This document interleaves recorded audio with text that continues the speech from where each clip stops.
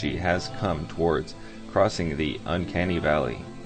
The uncanny valley is a point at which humans will not realize what they're looking at is in fact not human. It's the point at which the art making as forging evidence becomes realized as true evidence, when in fact it's just created on a computer screen. The potentials of abuse of this technology by a corrupt government or multinational organization are huge. Imagine taking out a head of state in a particular country and saying they were still alive. You could speak through their mouths and tell them exactly what to do. While the actual head of state was dead, you kept them living, digitally.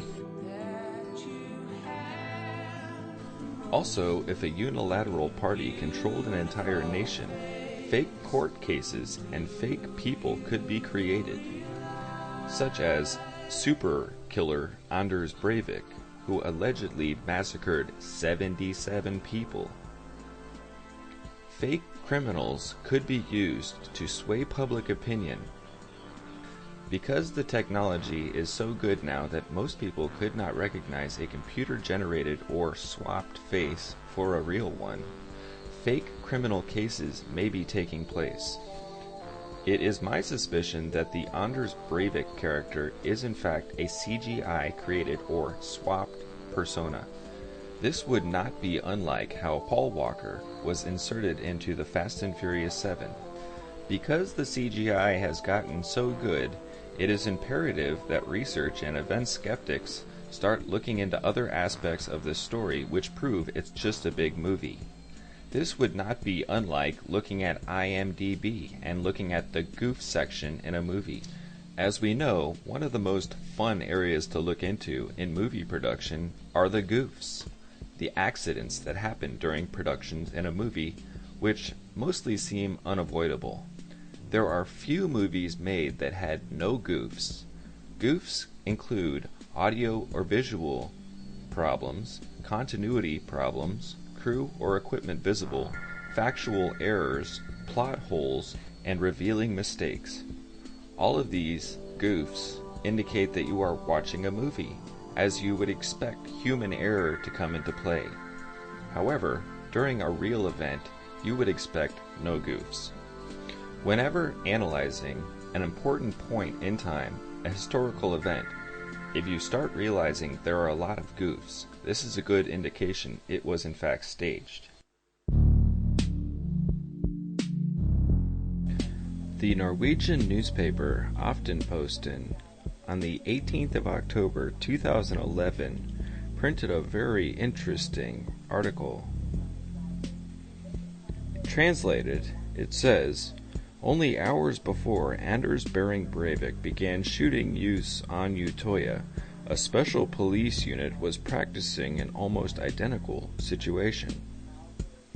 The 4 days in advance and also the same Friday that the attack occurred, a special emergency police unit was engaged in a terror drill, which was almost the same as the one that would later take place on Utøya. Aftenposten receives confirmation from central sources, a lead of Oslo police, that exercise ended 3 p.m. the same Friday as the attacks. Police had barely finished their training before what they had trained for became reality. It was very close to what happened. Chance would have it, says a central police source who did not want to be quoted by name. One of the most glaring indications that the Norway attack was in fact an inside job are the completely contradictory stories regarding how Anders Breivik arrived at Utøya Island. Amazingly, the official story now stands that he drove a rental Fiat Doblo van to the island and parked there. However, this contradicts completely the testimony given by an alleged taxi driver, as well as the Discovery Channel documentary in which they claim he hailed a taxi. Of course, in reality, you can't have it both ways. You can't both have the testimony from a taxi driver saying he hailed a ferryman and also simultaneously have Breivik driving his own Fiat Dublo alone. For example, the building, you're laying yourself completely open to an attack of the sort that took place.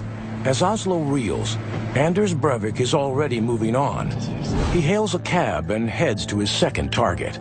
It's one thing to set a detonator. This time, Breivik will have...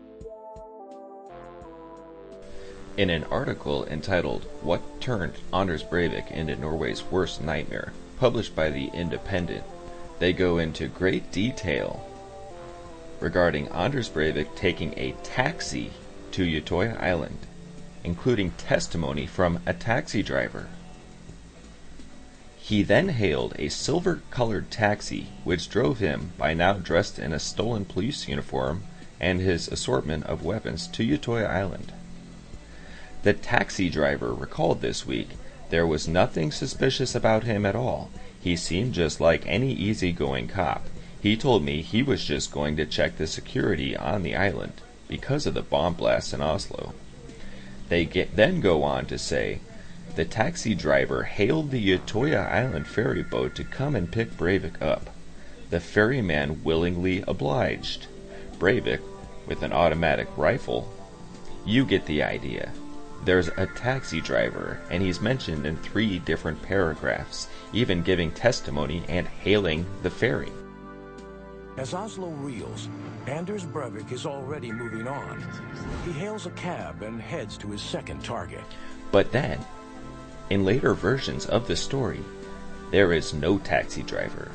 The official story now is Anders Breivik drove his own Fiat Doblo to the scene that he had rented.